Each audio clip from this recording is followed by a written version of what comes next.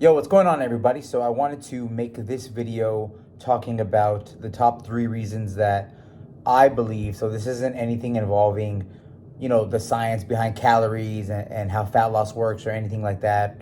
This is just what I've seen in regards to why people fail diets, because I've been there myself. I've trained a lot of people who have struggled to get in shape in the past, to lose weight in the past.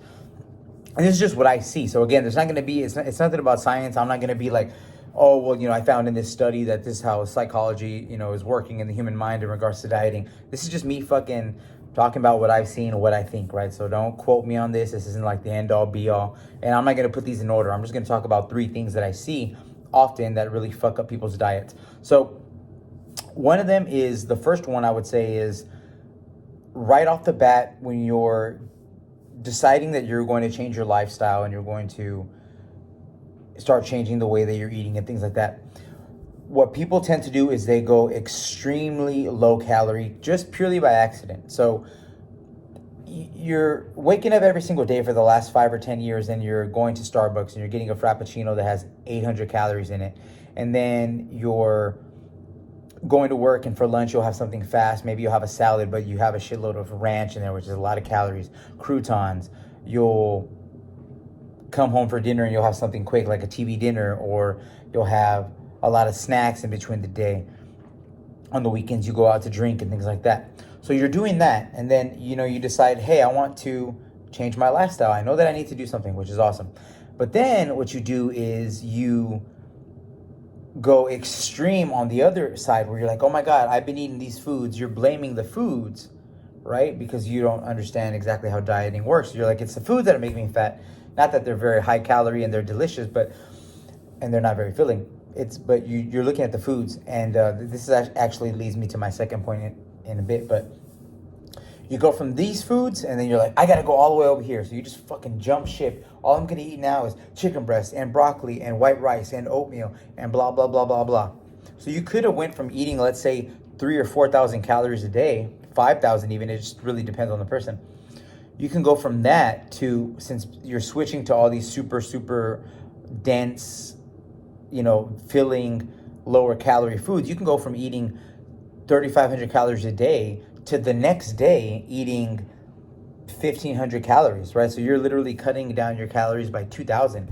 And in the beginning, you're going to be fine, right? The first few days, maybe even the first month, you're going to be fine. But eventually that super huge jump from here to here is just going to totally make you feel like shit. And what it's going to do is basically drain you of your willpower, right? You can only sustain something that drastic for so long, but you're doing it right off the bat, right? So you're seemingly, losing weight in the beginning, but you're just like, you can't stick to it because it's such a huge calorie jump. So that's something to be aware of. Don't go. You could go from eating all these foods up here. Oh shit. God damn, boy. We need to make a fucking different kind of video. You can go from being up here, and all you gotta do is just, hey, instead of me going and getting a Starbucks that has 800 calories, I'm gonna get the second best option. I don't know, maybe it has 600 calories. You know what I mean? You're incrementally making changes instead of going from one extreme to the other. So people are extreme in that way, right? In the calories and in their food choices. That's one. The second thing is demonizing certain foods. If you can't understand that fat loss happens via eating too many calories, eating more calories than you're burning, and instead you're going to blame certain food groups, you're almost always going to fail eventually, right? Because you can't, like, if you like cake, right, you're not just going to make yourself believe in your fucking head that cake is evil. You know what I mean? Like, you might understand consciously it has a lot of calories and I can't have it, but you're not really going to make yourself believe that you don't want it, right? So instead of saying cake is evil, just say, look, I've gotten to where I am right now because I've overeaten on foods that are really delicious and are very calorically dense. They have a lot of calories in them and they're not filling, but they aren't evil, right? If you come at it from that perspective, you're going to be a lot better off, because you're going to understand that, oh, it's not the cake that's making me fat. It's just that I can't control myself when I have the cake, right? I can't eat a little piece and be okay. I need to have a huge slice And on top of that, I'm doing a bunch of other things surrounding that one, right? Because when you're eating cake, you're probably going to likely eat other shit that's also very, very high calorie and very palatable, right? Very tasty, right? So you're going to eat Pop-Tarts. You're going to be eating ice cream, right? That has a lot of calories in it. Ice cream honestly isn't even the worst thing, but just, you're going to be making a lot of decisions that surround that one thing, right? So, it's not like you're eating a diet of rice and lean beef and all that stuff, and then you're just having a huge piece of cake. No, it's always, I'm having cake and I'm also having this, I'm having milk, I'm having all sorts of other stuff. So it's like sort of like a spiral. And I know that might sound contradictory to what I was saying earlier, but what I mean is basically understanding that there isn't a food that's bad, but it's just your relationship with the food that's bad. So you could say, well, hey, look, I'm going to go from eating this much with these foods and I'm going to bring it down a little bit, which means that all the foods that I eat throughout the day might have to come down. So yes, I'm eating some foods that are really, really filling and low calorie. But then, hey, at the end of the day, if I want to come home and if I want to have a bowl of cereal, like a real cereal, like Captain Crunch, shit that we like, not Cheerios, some bullshit. Like I'm not ever gonna eat Cheerios. Fuck Cheerios. If I'm gonna eat fucking sugar and cereal, I'm eating Fruity Pebbles. I'm eating Captain Crunch. So you could say, look, I've made some good, healthier decisions earlier on, but again, I don't want to go too drastic. So I'm gonna have a bowl of cereal and then I'm going to be done with it, right? Because I've already eaten a lot of filling foods throughout the day. So now that I do incorporate this higher calorie food, I'm going to be pretty filled up because I've had the rest of the day to sort of back me up on this decision. That's the second thing. And then the third thing is really just your preparedness, right? I'm not a fan of meal prep.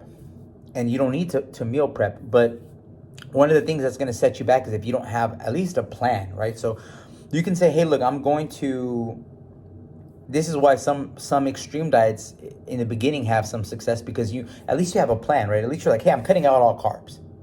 Or, hey, I'm going to eat a lot of protein and a lot of carbs. I'm going to keep the fats low, right? I'm going to go buy some lower fat foods or whatever. It works because at least you have like a game plan kind of to follow. What me and John, what we prescribe at our gym and what we would like people to understand is flexible dieting, being able to eat a variety of foods, right? Yes, it's gonna be comprised of mainly what we would consider healthy foods, but then there's gonna be 20% of the day that's foods that you actually really, really like and you might consider like, oh, cheating or deviating from this healthy food, right? But within that, it gets kind of confusing because you're like, well, what do I eat exactly, right? So you're not used to counting calories. You've never done this before. So one of the ways people fail is that they don't actually have a plan. So what you could say is, look, I'm gonna make a plan that you don't have to meal prep, but I'm gonna eat 3 times a day.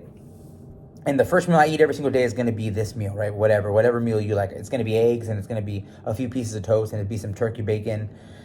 That's meal 1, okay? And then meal 2, I'm gonna every single day at work, I'm gonna bring 2 scoops of protein and some fat-free milk, or 2% milk or whatever milk you like. That's a little bit lower calorie than normal. Okay, that's what I'm having for lunch.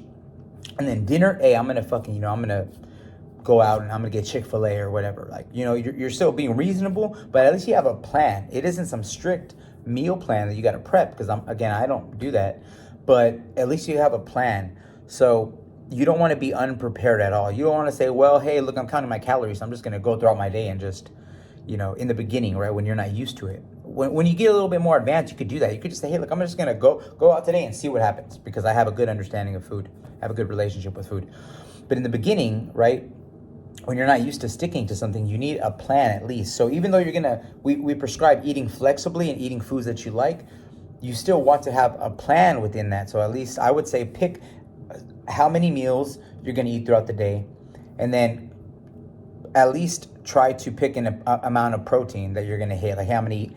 180 grams of protein. So you say, okay, well, I'm having 4 meals today, so each meal is going to have 45 grams of protein in it or whatever. And that's going to at least be a start. It's going to give you a plan, but it's not going to restrict you to having to meal prep and eat the same foods every day, because that can get, really boring. So you can say, hey, for 2 of these meals every day, I'm going to try to have a similar meal, and then the last meal of the day, I'm going to have a lot of flexibility. Or you could reverse it. Hey, I'm going to be really, really flexible in the morning, but hey, I know every single day I'm going to go home and I'm going to try to stick to these foods, right? So within that, you can meal prep or whatever. I'm not saying don't meal prep. I'm just saying when I say being prepared, doesn't mean you have to meal prep. It just means you have to have some sort of a layout for how your day is going to look. So I hope that helped a little bit. Those are just 3 things. There's a bunch of other things. But yeah, ask me any questions that you have below this video. Again, there's tabs that also, when you post something, there's tabs. So what you could do is like, hey, if you want to post like a workout, there's a tab for that. So you can make a post and then pick a category and you'll say workouts, and then we can kind of allow us to filter out so we can kind of see. But there's an advice tab. So if you want to ask for advice or whatever, do it on that tab. But if it's regards to this video, you can comment down below. Hey, thanks for watching. Hope it helped. See you next time, mofos.